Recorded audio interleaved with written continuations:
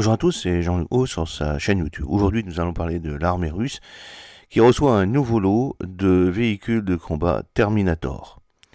L'industrie de défense russe a livré un nouveau lot de véhicules de soutien aux chars BMPT Terminator aux forces armées russes.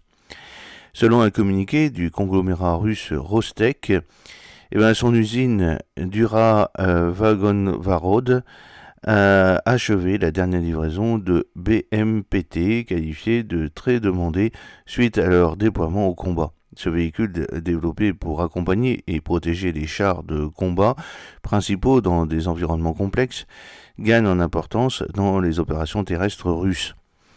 Ural Vagonvarod exécute une importante commande de BMPT. La demande pour ce véhicule est forte, a déclaré Alexander Potapov, qui est le directeur général de ce groupe. On a toujours pensé que le char constituait la principale force de frappe des forces terrestres. On peut désormais affirmer que les BMPT les ont rejoints.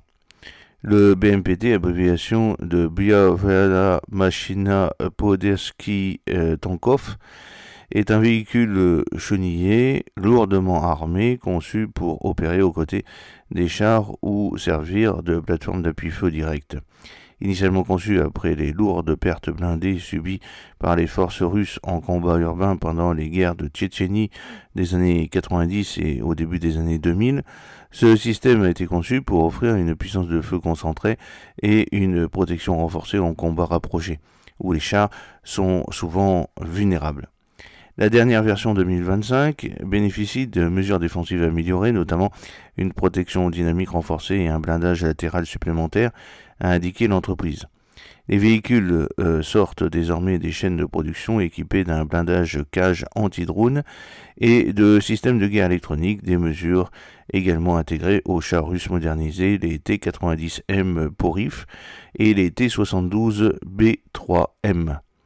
Le système de conduite de tir numérique avancé du BMPT lui permet d'engager jusqu'à 3 cibles distinctes simultanément à des distances et des angles variables, qu'elles soient fixes ou mobiles, de jour comme de nuit. Cette capacité, associée à sa configuration multi-armes, lui permet de neutraliser l'infanterie, de détruire les véhicules blindés légers et de cibler les fortifications qui pourraient autrement constituer une menace pour les formations de chars.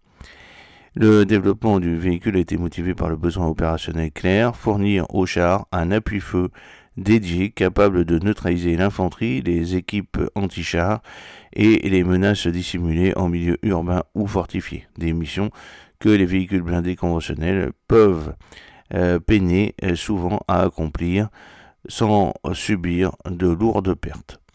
J'espère que cette petite vidéo vous a plu. N'oubliez pas de cliquer sur le pouce pour la promouvoir, de vous abonner si ce n'est pas encore fait, et de partager cette vidéo sur vos réseaux sociaux. A très bientôt. Fidèlement, Jean-Luc Haut.